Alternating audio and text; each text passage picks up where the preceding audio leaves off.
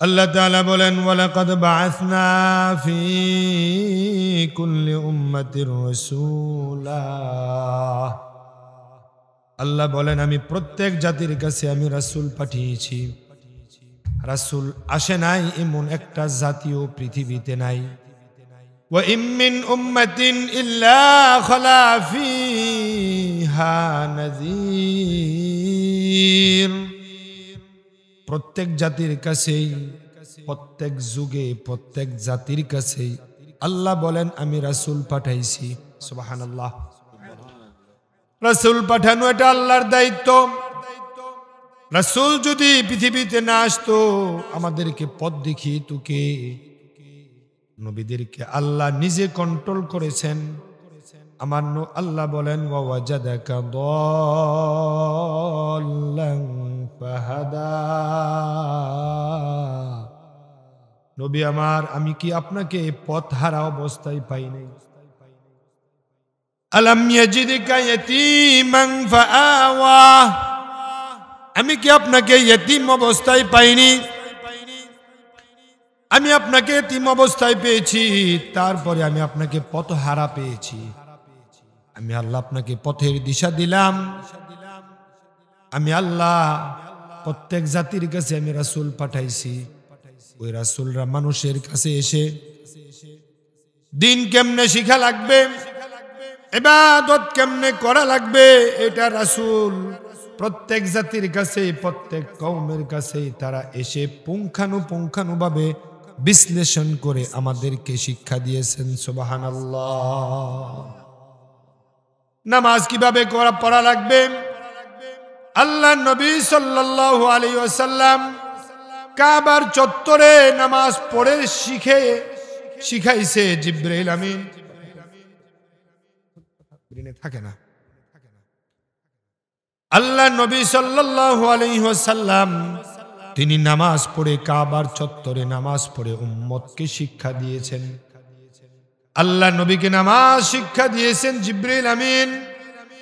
জিবরাইল আমিন নামাজ পড়ে বিশ্ব নবীকে দেখাইছে, নবী আমার এইভাবে রুকু করতে হয়, এইভাবে সিজদা করতে হয়, এইভাবে তাসবিহ পড়তে হয়, রুকুতে গিয়ে তাসবিহ পড়তে হয়, সিজদায় গিয়ে তাসবিহ পড়তে হয়। আল্লাহ নবীকে জিবরাইল আমিন কাবার পাশে নামাজ পড়ে দেখায়া নবীকে শিক্ষা দিয়েছেন। আর নবী আমাদেরকে নামাজ পড়ে তারপরে তিনি আমাদেরকে শিক্ষা দিয়েছেন। তাই তো রাসূল বলেছেন সল্লু কামা রাআইতুমুনি উসাল্লি। নামাজ পড়ো ওইভাবে যেভাবে আমি নবীকে পড়তে দেখেছো। সুবহানাল্লাহ। রাসূলের কাজ, রাসূলের কর্ম, রাসূলের আদর্শ সব কিছু আমাদের সাথে মিলা লাগবে। প্রত্যেক জাতির কাছে রাসূল পাঠাইছে আল্লাহ। প্রত্যেক জাতির কাছে নবীরা গিয়ে বলছেন আনি আবুদুল্লাহ, ও মানুষ তোমরা আল্লাহর গোলামি করো, ওয়াজতানিবুত তাগুত, এবং তাগুত থেকে তোমরা বিরত থাকো। ইবাদত করার কথাও বলেছেন, তাগুত থেকে বর্জন হওয়ার জন্য বলেছেন। ইবাদতের নির্দেশ যিনি দিয়েছেন, তাগুত থেকে বিরত থাকার জন্য নির্দেশ তিনিই দিয়েছেন। সুবহানাল্লাহ। ইবাদত আমরা যেমন করব, এটা যেমন আল্লাহর আদেশ। আল্লাহ বলেছেন এভাবে ইবাদত করো, রাসূল বলেছেন এভাবে আমি ইবাদত করেছি, তোমরা এভাবে ইবাদত করো। আল্লাহর কথাটা আমরা যেভাবে মানবো, রাসূলের কথাটাও ঠিক সেভাবেই মানবো। আল্লাহর আদেশ এবং রাসূলের আদেশ যেভাবে মানবো, আল্লাহর নিষেধ, রাসূলের নিষেধ আমরা ঠিক সেভাবেই মানবো। শুধু আদেশ মানার নাম ইবাদত না, নিষেধগুলো, বর্জনীয় গুলো বিষয় যা আছে সেগুলো মানার নাম ইবাদত। সুবহানাল্লাহ। আল্লাহ বলছে মিথ্যা কথা বলো না, সত্য বলো। সেটা সত্য কথা বলা ইবাদত, বিপরীত মিথ্যা কথা না বলাটাও ইবাদত। রোজা রাখা ইবাদত। আল্লাহ বলছে ঈদের দিন, রাসূল বলেছেন ঈদের দিন তোমরা ইবাদত করো না, রোজা রেখো না, ওই দিন নামাজ পড়াটাই হচ্ছে তোমাদের জন্য ইবাদত। আমার বন্ধু, ইবাদতের সংজ্ঞা বুঝতে হবে। ইবাদতের সংজ্ঞা বুঝতে হবে, তারপরে ইবাদত করতে হবে। এবং নবী সাল্লাল্লাহু আলাইহি ওয়াসাল্লাম বলেছেন, আনি'বুদুল্লাহ, ও পৃথিবীর মানুষ তোমরা আল্লাহর ইবাদত করো। এখন বলেন আমরা কার ইবাদত করি? আমরা ইবাদত করব কার?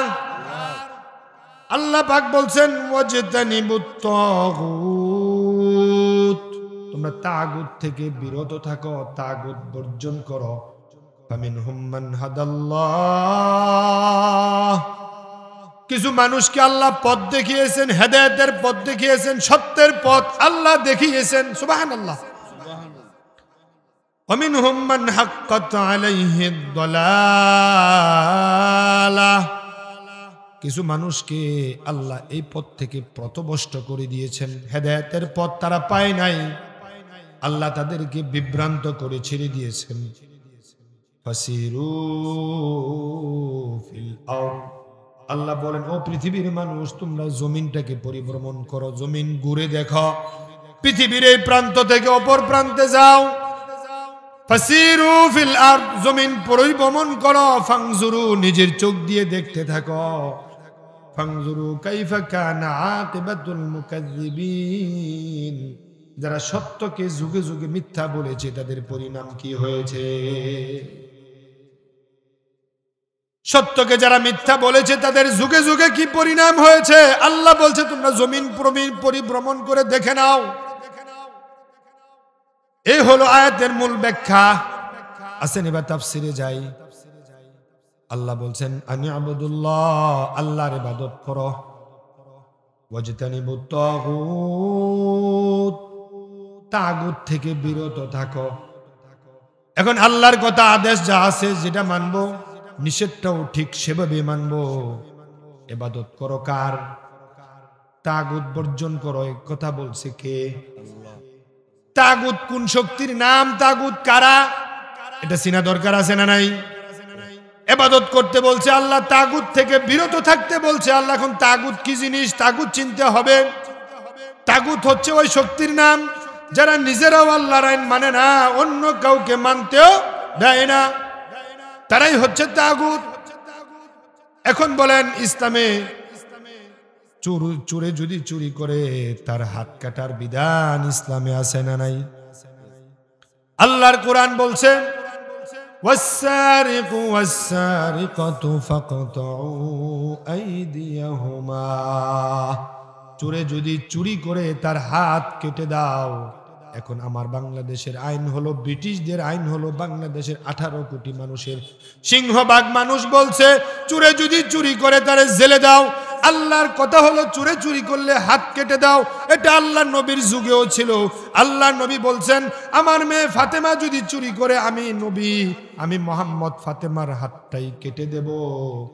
এখন দেখেন আল্লাহ নবীর যুগে ইসলামে চোরে চুরি করলে হাত কেটে দাও, এটা ইসলামে ছিল। কিন্তু বর্তমান বাংলাদেশে চোরে চুরি করলে হাত কেটে দাও না জেলে দাও? আল্লাহর ইসলাম কই? আল্লাহর দিন কই? রাসূলের ইসলাম কই? এখন আপনি যদি কোনো মানুষ যদি চুরি করে তার হাত যদি আপনি কেটে দেন, রাষ্ট্র আপনাকে ছাড়বে? রাষ্ট্র আপনাকে রাষ্ট্রদ্রোহের মামলা খেয়ে আপনাকে জেলের পানি টানা লাগবে। এখন আপনি বলবেন, আমি তো, আপনারা যেহেতু আল্লাহর বিধান কায়েম করছেন না, চুরি চুরি করলে তার হাত কাটছেন না, আপনারা কাটছেন না বিদায় আমি কাটলাম।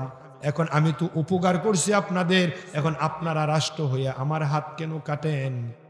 এখন বিষয় হলো বুঝতে হবে, রাষ্ট্রে আল্লাহর ইসলাম নাই। এখন রাষ্ট্রে ইসলাম যেহেতু নাই, ইসলামের ফৌজদারি বিধান যেহেতু রাষ্ট্রে নাই, এটা ইসলামের ফৌজদারি বিধানের অন্তর্ভুক্ত করতে গেলে দিন কায়েম করা দরকার আছে না না? চুরি চুরি করলে হাত কেটে দাও, আপনাকে এই কথার বিশ্বাসে যদিও আপনি কাজ করেন, রাষ্ট্রে ইসলাম কায়েম না করে, তাহলে আপনাকে জেলে যাওয়া লাগবে। জেলে যাওয়া লাগবে, জেলে গিয়ে আপনাকে কষ্ট করা লাগবে, পুড়ে পুড়ে মরা লাগবে।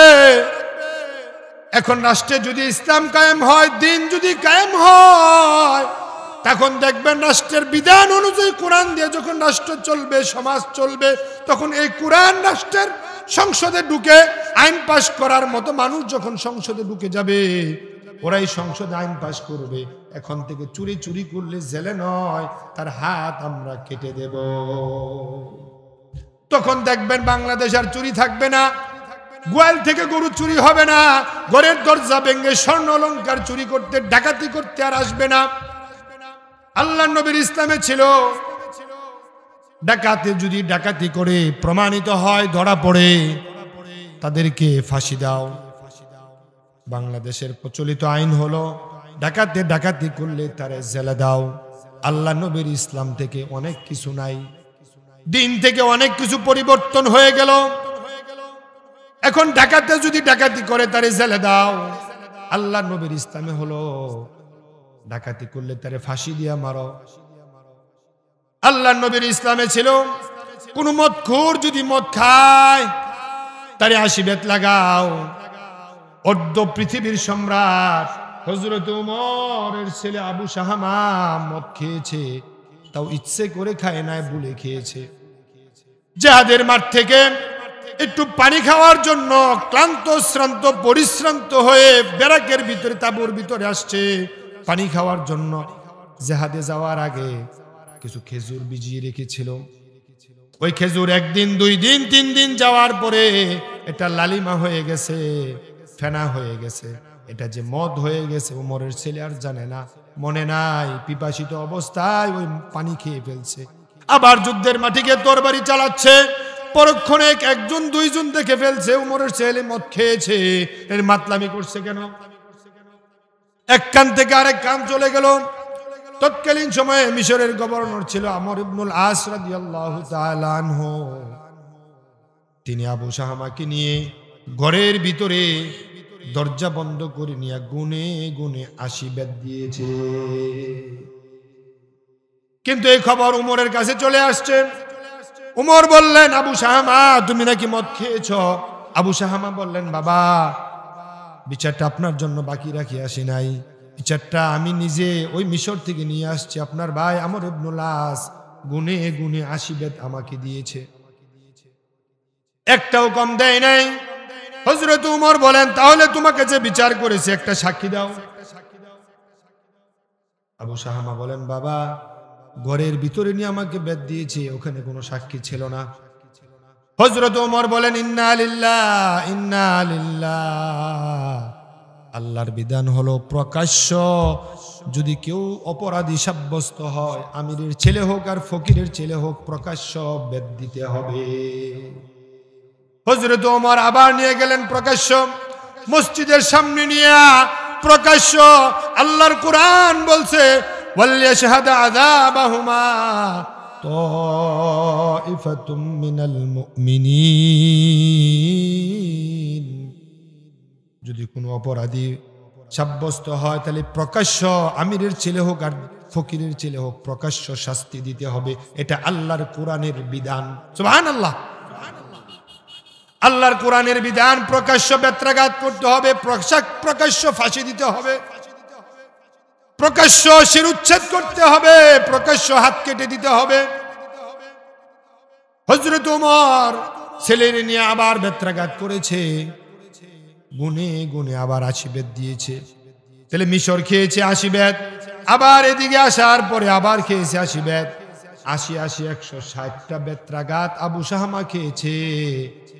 আবু শাহামা একেবারে মৃত্যুর পথযাত্রী।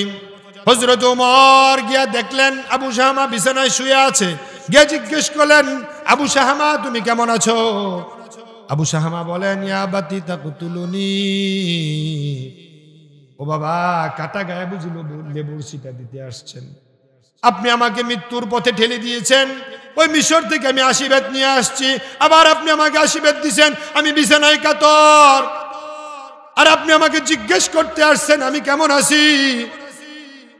উমর বলেন, আবু শাহামা আমি আল্লাহর বিধানের হেরফের করতে পারবো না। যদি তুমি আল্লাহর জিম্মায় চলে যাও, আল্লাহর সাথে যদি তোমার সাক্ষাৎ হয়, তুমি আল্লাহকে বলিও আমার বাবা ওমর নিজের ছেলেকে ইসলামের বিধান কায়েম করতে চুল পরিমাণ ছাড় দেয় নাই। আমার বন্ধু, এ হলো ইসলামের বিধান। আল্লাহ নবী বলছে, এমনি ডিস্টার্ব, সময় কম। কি বলছিলাম? আসিবেত। আল্লাহ নবী বলছে আমার মেয়ে ফাতেমা যদি চুরি করে আমি তার হাতটাও কেটে দেব। হযরত ওমর ইসলামের বিধান কায়েম করে দেখায় গেছে। অর্ধ পৃথিবীর সম্রাট, অর্ধ পৃথিবীর প্রেসিডেন্ট হযরত ওমর বিচার ফাইসালা করে দেখিয়ে দিয়ে গেছে ইসলামের বিধান কিভাবে কায়েম করতে হয়। এখন মদ করে মদ খাইলে, আল্লাহ নবীর ইসলামে ছিল 80 বেত লাগাও, এখন বাংলাদেশের আইন হলো ব্রিটিশ আইন ফলো করে যদি মদ করে মদ খায় তারে 3 মাসের জেল দাও। আল্লাহর আইন কই? এখন আল্লাহর আইন কায়েম করতে গেলে বিবাহিত পুরুষ, বিবাহিত নারী তারা যদি জেনা করে, ব্যভিচার করে, ইসলামের নিয়ম হলো বুক পর্যন্ত গেড়ে তাদেরকে পাথর মেরে রজম করে দাও। এখন বিবাহিত নারী, বিবাহিত পুরুষ যদি জেনা করে, মেলামেশা করে অবাধে, তাদেরকে 2 মাস 3 মাসের জেল দাও। আমরা দেখি অমুক নারী, অমুক নারী, অমুক পুরুষ, অমুক এমপি, অমুক মন্ত্রী চরিত্রহীন নাজেহাল অবস্থায় তারা নাইট ক্লাবে গিয়া নিজের স্ত্রী বাসায় রেখে অপতিদাদেরকে নিয়ে নাইট ক্লাবে 5 স্টার হোটেলে নিয়ে চরিত্রহীন অবস্থায় তারা রাত কাটায়। তাদের কলফাস হয়, তাদের চরিত্র যে খারাপ আমরা দেখে ফেলেছি, কিন্তু তাদের বিচার হয় না। 1 মাস 2 মাস 3 মাসের জেল হয়, 10,000 টাকা 20,000 টাকা মুসলেকে দিয়া তারা আবার জেল থেকে বের হইয়া আবার কিছুদিন পরে আবার নাইট ক্লাবে চলে যায়। এখন আল্লাহর কোরআনের বিধান দিয়া যদি তাদেরকে বুক পর্যন্ত গেড়ে তাদেরকে যদি রজম করে দেওয়া হতো, বাংলাদেশে বিবাহিত পুরুষ, বিবাহিত নারী আর এইভাবে অবাধ মেলামেশার করতো না। আমার বন্ধু, অবিবাহিত নারী, অবিবাহিত মেয়ে তারা যদি জেনা করে, মেলামেশা করে, ইসলামের বিধান হলো তাদেরকে 100 বেত্রাঘাত করো, দুর্রা মারো। বাংলাদেশের আইন হলো তারা যদি ধরা পড়ে প্রমাণিত হয় তাদেরকে 6 মাসের জেল দাও, 3 মাসের জেল দাও, 5,000 টাকা 3,000 টাকা মুসলেকা দিয়া কয়েকদিন পরে আবার বের হয়ে আবার সোহরাওয়ার্দী উদ্যানে চলে যায়, রমনা বটমূলে চলে যায়, রেল স্টেশনের পাশে বসে বাদাম খায়। মায়ের কথা শুনে না, বাবার কথা শুনে না, স্যারের কথা শুনে না, কারু কথা শুনতে চায় না, মন যেমনে চায় হেমনি চলে। তাদের কারু কাছে কোনো জবাবদিহি নাই। কিন্তু আল্লাহর বিধান দিয়া যদি, ইসলাম দিয়া যদি তাদেরকে প্রত্যেককে 100 করে বেত্রাঘাত করা হতো, তাহলে দেখবেন জেনা করবে, কথা বলবে, চিন্তা মাথায় যখন আসবে ঠান্ডা পানি খেতে বাধ্য থাকতো। এখন দেখেন, আমরা তো চাই আল্লাহর জমিন এটা, এই জমিনটার মালিককে আওয়াজ করে বলেন আমি কার? আপনি কার? জমিন কার? আকাশ কার? অক্সিজেন নেই কার? নিয়ামত খাই কার? ওই আল্লাহ বলছে আল্লাহ লাহুল খালকু ওয়াল আমরু, সৃষ্টি যার, আইন চলবে শুধুই তার। এখন আমরা আল্লাহর আইনগুলো আমরা মসজিদে মানি, কিছুক্ষণ পরে আবার মানবো, সকালে মানবো। আল্লাহর আইন যদি মসজিদে চলতে পারে আমার বন্ধু, তাহলে আল্লাহর আইনগুলো মসজিদ থেকে সমাজে কায়েম করা দরকার আছে না নাই? সমাজে যারা কায়েম করবে তারা কারা? তারা হতো কুনতুম খায়রা উম্মাতিন উখরিজাত লিন্নাস, সৃষ্টির সর্বশ্রেষ্ঠ মানুষ যারা, তারাই মসজিদের বিধানগুলো জমিনে বাস্তবায়ন করবে। যারা বাস্তবায়ন করার লক্ষ্যে কাজ করবে, আল্লাহ বলে তারাই হলো পৃথিবীর শ্রেষ্ঠ মানুষ। তারা পৃথিবীর শ্রেষ্ঠ মানুষ, আল্লাহর খলিফা তারা। আল্লাহর জমিনে যারা আল্লাহর বিধান কায়েম করতে চায়। এখন দেখেন মসজিদ আইন মানি কার? আওয়াজ করে বলেন মসজিদ আইন মানি কার? আপনারা কার আইন মানেন? কথা বলেন না কেন? মসজিদে আইন মানি কার? তাহলে মসজিদে আল্লাহর আইন মানি, সমাজে কার আইন মানি? সমাজে আল্লাহর আইন মানেন, সমাজে বিচার করেন কার আইন মতো? নেতার কথা মতো। যে নেতার চরিত্র খারাপ, দিনের বেলা একরকম, রাতের বেলা আরেক রকম। যে নেতা নিজে নামাজ পড়ে না, তার কর্মীরাও নামাজ পড়ে না। নিজে নামাজ পড়ার জন্য চিন্তা মাথায় নাই, কর্মীরা নামাজ পড়লো কিনা সেই চিন্তাও মাথায় নাই। নিজে বিপদগামী, কর্মীদেরকে চলছে বিপদগামী পথে চলার জন্য। ওই নেতার পিছনে ঘুরলে নিজের কপাল পুড়ে যাবে। এখন ইসলামের লজিক্যাল বিধানগুলো চুরে চুরি করলে হাত কেটে দাও, আল্লাহ নবীর ইসলাম। ডাকাতে ডাকাতি করলে তারা ফাঁসি দাও, আল্লাহ নবীর ইসলাম। অবিবাহিত নারী অবিবাহিত ছেলে যদি জেনা করে তাদেরকে 100 বেত্রাঘাত করো, এটা আল্লাহ নবীর ইসলামে আছে না নাই? বিবাহিত নারী বিবাহিত পুরুষ যদি জেনা করে মেলামেশা করে তাদেরকে রজম করে শেষ করে দাও। মদ করে মদ খাইলে 80 বেত মেরে তাদেরকে শায়েস্তা করে দাও। এই ইসলামগুলো, এই বিধানগুলো সমাজে যারা আমরা যারা আপনারা যারা আল্লাহর জমিনে মদখুরের বিচার হোক কোরআন দিয়া, ইসলাম দিয়া, ডাকাতের বিচার হোক ইসলাম দিয়া, আল্লাহ নবীর ইসলাম দিয়ে আমরা দেশ চালাবো, সমাজ চলবো, রাষ্ট্র চলবো। যারা এই বিধানগুলো সমাজে বাস্তবায়ন হতে দেয় না তারাই হলো তাগুত। বাংলার জমিনে যদি চুরের বিচার যদি হতো কোরআন দিয়া, বাংলাদেশের টাকা আমেরিকা যাইতো না, বাংলাদেশের টাকা মালয়েশিয়া যাইতো না, বাংলাদেশের টাকা নিয়ে বেগম পাড়া বাড়ি বানাইতে পারতো না। সাবেক ববি মন্ত্রী তার দেশের বাহিরে আছে 620টা বাড়ি। আল্লাহর বিধান দিয়ে যদি তার বিচার হতো, তার থেকে শিক্ষা নিয়া যারা দেশের বাহিরে টাকা প্রচার করছে সব টাকা দেশে ফেরত আনতো। প্রধানমন্ত্রী পিয়াস নাকি হেলিকপ্টার ছাড়া চলে না। আমার বন্ধু সাবেক প্রধানমন্ত্রী স্বৈর শাসক জালেমের প্রধানমন্ত্রীর পিয়াস হেলিকপ্টার ছাড়া চলে না। ভূমিমন্ত্রীর 620টা বাড়ি, এই টাকাগুলো আমার আপনার পকেটের টাকা। আমি আপনি যখন এসিলেন অফিসে গেলাম, যখন জমিন খারিজ করার জন্য আমরা ওখানে গেলাম, তখন আমাদের থেকে চেয়ে চেয়ে ঘুষ নিয়া তারপরে তারা বাড়ি বানাইছে। দেশের সম্পদ কানাডা নিয়েছে। আমার বন্ধু আজকে দেখেন তারা বলে ইসলাম দিয়া যদি চোরের হাত কাটে, কোরআন দিয়া যদি চোরের হাত কাটে, তাহলে সুরে ভাত খাইব কি দিয়া? সুরের ভাত খাওয়ার চিন্তা করতেছে আমার বন্ধু। তারা সুরগুলো যে বাংলাদেশটাকে ফতুর বানাইয়া দিচ্ছে চিন্তা মাথায় তাদের নাই। এখন আমরা যারা বলি চুরে চুরি করলে হাত কেটে দাও, তারা কয় না না না, চুরে চুরি করলে যদি হাত কেটে দাও এই বিধান যদি কায়েম হয়, যারা কায়েমের লক্ষ্যে কথা বলবে, কায়েমের পক্ষে যারা সাপোর্ট দেবে, বিগত দিনে আমাদেরকে যারা সাপোর্ট দিয়েছে, আমরা যাদের পাশে ছিলাম, আমাদেরকে নিয়ে যারা কাজ করছে, কর্ম করছে, এখন তারাই তাদের আফালন দেখাচ্ছে। বাংলার জমিনে ইসলামপন্থীরা যদি ক্ষমতায় আসে, আমাদের কারো কারো হাত থাকবে না। তারা বুঝে ফেলেছে টেন্ডারবাজি করতে পারবে না, চাঁদাবাজি করতে পারবে না, মাস্তানি করতে পারবে না, সিএনজি স্ট্যান্ড দখল করতে পারবে না, এগুলো সব বন্ধ হয়ে যাবে। এখন তাদের চিন্তা হলো তাদেরকে থামাও। তাদেরকে থামাইতে পারলে আমরা আগায় গেলে ইসলাম ওলারা আগাইতে পারবে না। চুরি করতে পারবো, ডাকাতি করতে পারবো, ছিনতাই করতে পারবো, হানাহানি করতে পারবো, জিনা করতে পারবো, বদমাইশি করতে পারবো। আমাদের চরিত্র যে কেমন তারা তো জানে, আর আমরাও তো জানি। আল্লাহর জমিনে আল্লাহর দিন কায়েম হলে এই কোরআন দিয়ে সমাজ রাষ্ট্র চলবে। তাদের কথা হলো কোরআন দিয়া যদি ইসলাম চলে। এদের মধ্যে তো একজন বলেই ফেলেছে কোরআনের সাথে রাজনীতির সম্পর্ক নাই। ধর্মের সাথে রাজনীতির সম্পর্ক নাই। আরেকজন তো কইছে আগে আমি বাঙালি পরে আমি মুসলিম, অথচ আমার পরিচয় হলো আগে মুসলমান তারপরে আমি বাঙালি। ঠিক না ভাই? ঠিক। ব্যাখ্যা ভুল বোঝা যাবে না, ভুল ব্যাখ্যা করা যাবে না। আগে আমি মুসলিম তারপরে হলো বাঙালি।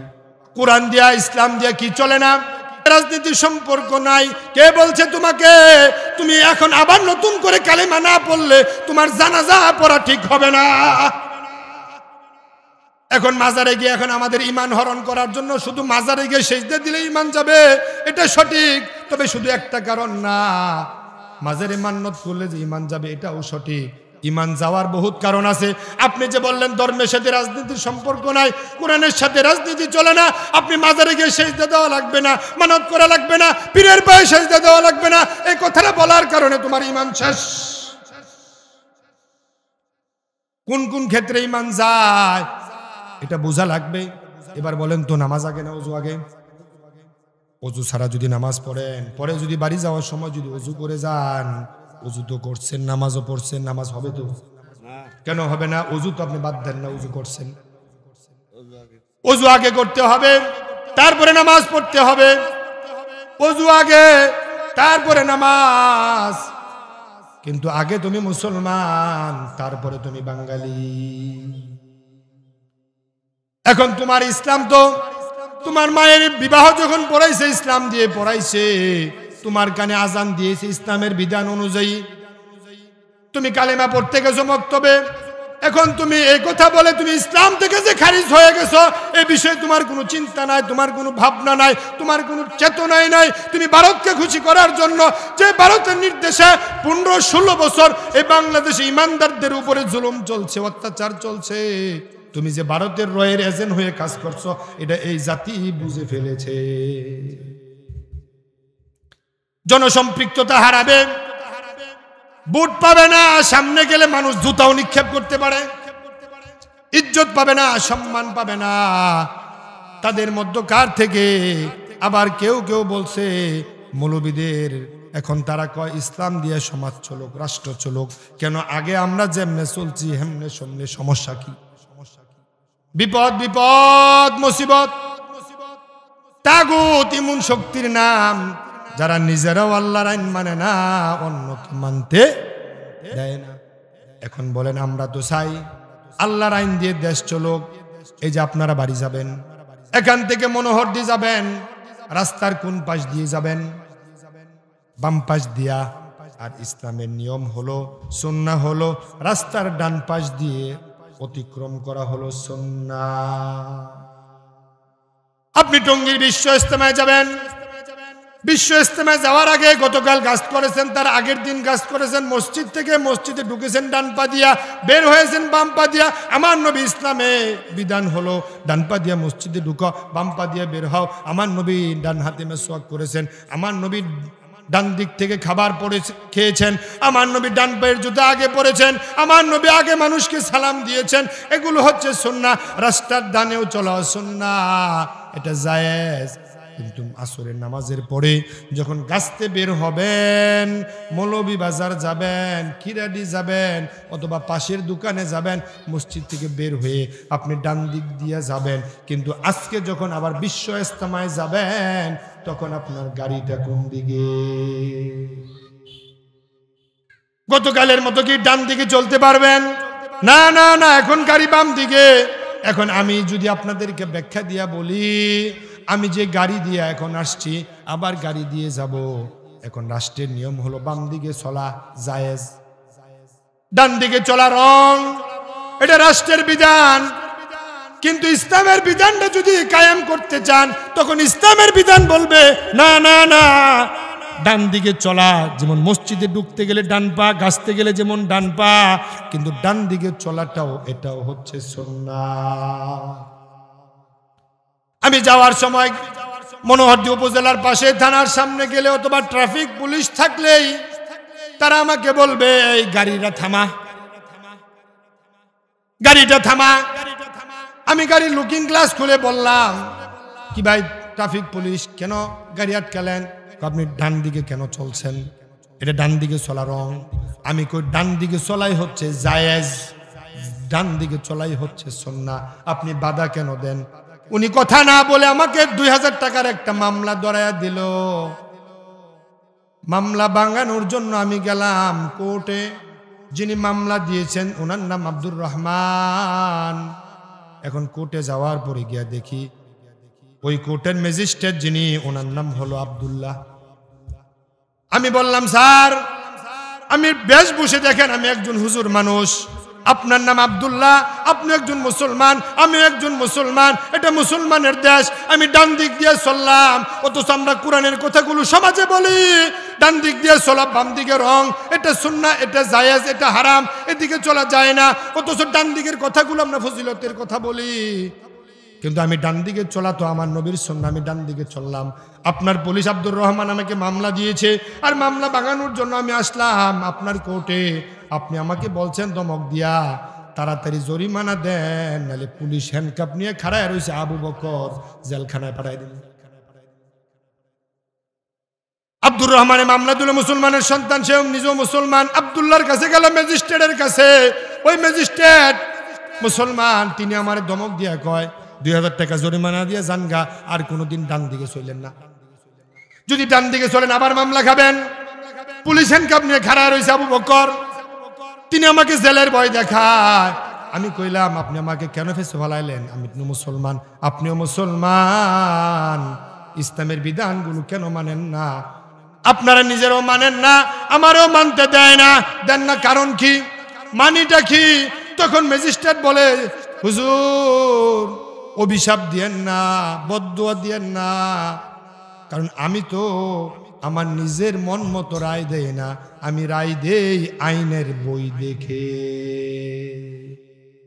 ম্যাজিস্ট্রেট ছুটে গেল, যিনি মামলা দিয়েছে আব্দুর রহমান সেও বেঁচে গেল। এখন বলেন ম্যাজিস্ট্রেট রায় দিয়েছে আইনের বই দেখে, এখন উল্টা পাল্টা আইন যারা বানায় তারাই হলো তাগুত।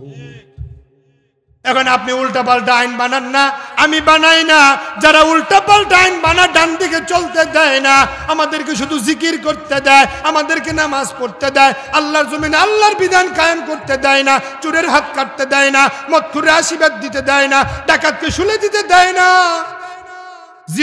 বিবাহিত নারী বিবাহিত পুরুষকে রজম করতে যারা দেয় না ইসলামের বিধান অনুযায়ী, অবিবাহিত নারী অবিবাহিত পুরুষদেরকে 100 বেত্রাঘাত করতে দেয় না, যারা এই আইনের বিরোধিতা করে তারাই হলো তাগুত।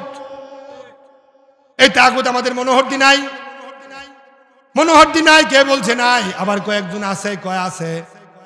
আপনি মুসলমান কেমনে? আমার আল্লাহ তো বলছে তুমি আগে তাগুতের সাথে কুফরি করো, ফামান ইয়াকফুর বিত-তাগুত ওয়া ইউমিন বিল্লাহ। ও পৃথিবীর মানুষ, তুমি যদি একনিষ্ঠ গোলাম হতে চাও, তুমি যদি আল্লাহর খাঁটি মুমিন হতে চাও, তুমি যদি আল্লাহকে খুশি করতে চাও, তুমি যদি আল্লাহর বন্দেগী করতে চাও, তুমি যদি খাঁটি মুসলিম হতে চাও, তাহলে তুমি আগে সর্বপ্রথম তাগুতের সাথে কুফরি করে আসো। এখন আমরা তাগুতের সাথে মাইয়া বিয়া দেই, তাগুতের সাথে আমরা বসে বসে চা খাই, তাগুতকে বিয়াই বানাই, তাগুতের সাথে আত্মীয় করি, তাগুতের সাথে আমরা লেনদেন করি। যারা আল্লাহর জমিনে আল্লাহর দিন কায়েম হতে চায় না, মাহফিলে এসে নারায়ে তাকবীর স্লোগান দেয়, ইসলাম লাগবে, দরকার, ইসলাম ছাড়া আমাদের বাঁচার উপায় নাই, ইসলাম দিয়ে আমার জন্ম, ইসলাম দিয়ে আমার বিদায়, এই চিন্তা মুখে যারা বলে, আল্লাহর জমিনে আল্লাহর আইনগুলো বাস্তবায়ন হতে যারা দেয় না, উল্টা পাল্টা আইন যারা বানায়, মসজিদে মানে আল্লাহর আইন, বাহিরে গিয়া মানে ব্রিটিশ আইন, তারাই হলো তাগুত। এখন আমরা যারা আল্লাহর আইনের পক্ষে কথা বলি, আমাদের বাঁচা আছে, কারণ আমরা তো মেজরিটি মার্কস গ্রান্টেড হতে পারি নাই, সংখ্যাগরিষ্ঠতা অর্জন করতে পারি নাই। আপনাদেরকে কথা বলি, আপনাদেরকে বুঝাইতে আসি, মসজিদের ইমাম বুঝায় বেঁচে যাবে, বক্তা বুঝায় বেঁচে যাবে, আপনাদেরকে ইমানের চার্জ দিতে আসি ইমানটা সুন্দর করার জন্য। আপনারা দিন বুঝেও আবার যারা মানেন না, তারাই হলো তাগুত। দিন বুঝে কেন মানেন না? বুঝেন না সেটা এক বিষয়, আল্লাহ ইচ্ছা করলে ছাড় দিতেও পারে, কিন্তু কোরআনের প্রথম কথা হলো ইকরা, পড়ো। কেন পড়েন নাই? জমি জমা আল্লাহর কাছে গিয়ে বলবেন, আল্লাহ আমি তো বুঝছি না। আল্লাহ বলবে, জমি জমা বেচা কেনা করতে জানছো, বিয়ে শাদী করতে জানছো, বাজারঘাট করতে জানছো, দলিল লিখালিখি করতে জানছো, কোনটা করলে যে ইমান যায় সেটাই বুঝি জানলে না, সেটাই বুঝি বুঝলে না।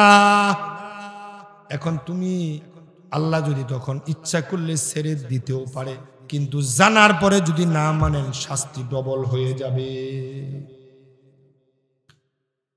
মানার পরে যদি, জানার পরে যদি না মানেন শাস্তি ডবল হয়ে যাবে।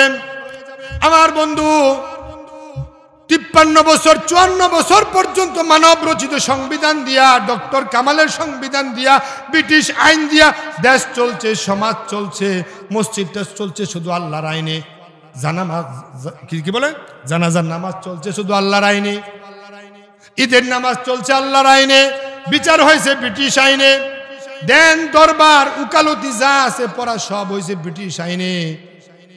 আমার বন্ধু আল্লাহর ইসলামটাকে সমাজে সব জায়গায় মানতে চায় না, মানতে দেয় না। 53 বছর মানুষের আইন দেওয়ার দেশ চলছে, এখনো যারা সামনে ওই ব্রিটিশদের আইন যারা ফলো করতে চায়, তারাই হলো প্রকৃত তাগুত, তারাই প্রকৃত তাগুত। তাগুত চিনতে হবে। আল্লাহর কথা হলো আগে তাগুতদের সাথে কুফরি করো, তাগুতের সাথে কুফরি করা তোমার জন্য ফরজ। আপনি যদি বিয়ে করে, আপনি নিজেও জানেন আপনাদের এলাকায় এই অর্জুন চর তালুকদারের বাড়ির কোনো এক মেয়ের বিয়ে হয়েছে, ইমাম সাহেব বিয়ে পড়াইছে, মসজিদের ইমাম সাহেব বিয়ে পড়াইছে, আপনি জানেন সে নিজেও বিয়ে করছে, তার বাচ্চা আছে, কাচ্চা আছে, 3 দিন 5 দিন হলো বিয়ে হয়েছে, বিয়ে করছে, কিন্তু চট্টগ্রাম কুটি গিয়া এই মেয়ে আবার আরেক স্বামী গ্রহণ করছে। মসজিদের ইমাম দিয়া বিয়ে পড়াইছে, ম্যাজিস্ট্রেট অনুমোদন দিছে। এখন বলেন এই বিয়া কি হইছে? এই মেয়ের না 5 দিন আগে বিয়ে হইল, তালাক তো হয় নাই, সারাসারি হয় নাই, এই মেয়ে চট্টগ্রাম গিয়া আবার বিয়ে বইছে। ম্যাজিস্ট্রেটের কাছে গিয়া কই, স্যার আমি হেরে ভালোবাসি, হ্যাঁ আমারে ভালোবাসে, আপনি আমাদেরকে বিয়ের অনুমতি দেন। ম্যাজিস্ট্রেট লিখে দিল, যাও তোমাদের ছেলে যেহেতু প্রাপ্ত বয়স্ক, মেয়ে যেহেতু প্রাপ্ত বয়স্ক, যাও অনুমতি দিলাম। এখন চট্টগ্রামের আন্দর কিল্লা শাহী জামি মসজিদের খতিব যদি বিয়ে পড়ায়, বিয়ে হইবনি? এখন তুমি ইসলামের বিরুদ্ধে লালন করে, ইসলামের কুফরি মতবাদ লালন করে, কমিউনিজম লালন করে, জাতীয়তাবাদ লালন করে, ধর্ম নিরপেক্ষবাদ মতবাদ লালন করে মসজিদে গিয়ে নামাজ পড়লে তোমার নামাজ কি কাজে আসবে? ওই জাতীয়তাবাদ, কমিউনিজম, সমাজতন্ত্র, ধর্ম নিরপেক্ষ মতবাদ নিয়ে তুমি যদি কাবার চত্বরে যাও, লক্ষ কোটি রাকাত নামাজ পড়ো, 1 রাকাত নামাজও কবুল হবে না। ওই কুফরি মতবাদ নিয়ে, সমাজতন্ত্র, কমিউনিজম, জাতীয়তাবাদ নিয়ে তুমি মাথায় টুপি দিলে কি লাভ হবে? ভারতের মহাত্মা গান্ধীর মাথায় তো টুপি আছে, মাথায় পাগড়ি পরলে কি লাভ হবে? ভারতের মনমোহন সিং এর মাথায় টুপি আছে না নাই? দাড়ি রাখলে কি লাভ হবে? তাগুতকে বর্জন করতে হবে। তাগুত বর্জন করে তারপরে তুমি মোমেন হও, তুমি সালাম দাও কবুল হবে, রোজা রাখলে রোজা কবুল, হজ করলে হজ কবুল, জাকাত দিলে জাকাত কবুল, তুমি যা কিছু করবা সব কবুল হয়ে যাবে। এখন তাগুত আপনাদেরকে চিনাইতে পারলাম কিনা? আল্লাহর জমিনে যারা আল্লাহর আইন চায় না, আল্লাহর আইন মানতে দেয় না, তারাই হলো তাগুত। ওই তাগুতের পরাশক্তি থেকে আমাদের বেঁচে থাকা দরকার আছে না নাই? ওই তাগুত থেকে বাঁচতে হলে আমাদের নেতা লাগবে, আমাদের কর্মী লাগবে, আমাদের জনসমর্থন দেওয়া লাগবে। ওই জনসমর্থন দিয়া কোরআনের পক্ষে যদি আমরা জনসমর্থন দেই, বাংলাদেশের 500-র উপরে থানা আছে, 300-র উপরে সংসদে আসন আছে, কিন্তু 151 জন এমপিকে যদি আমরা বাংলাদেশের জনসমর্থন দিয়া ইসলামওয়ালাদেরকে প্রমোট করে যদি তাদেরকে সংসদে পাঠায় দেই, আর তারা যদি সংসদে যায়, জাতীয়তাবাদ শেষ, কমিউনিজম শেষ, ধর্মনিরপেক্ষতা শেষ, সমাজতন্ত্র শেষ, কোরআন প্রতিষ্ঠা হয়ে যাবে। ঠিক না ঠিক? আল্লাহ তাআলা আমাদেরকে যে স্বল্প সময় কথাগুলো বললাম, জীবনের সাথে বাস্তবতার সাথে মিলিয়ে আমল করার তৌফিক দান করুক। আমিন। হাযা মা ইনদি ওয়াল ইলমু ইনদাল্লাহ আলাইহি তাওয়াক্কালতু ওয়া ইলাইহি উনীব।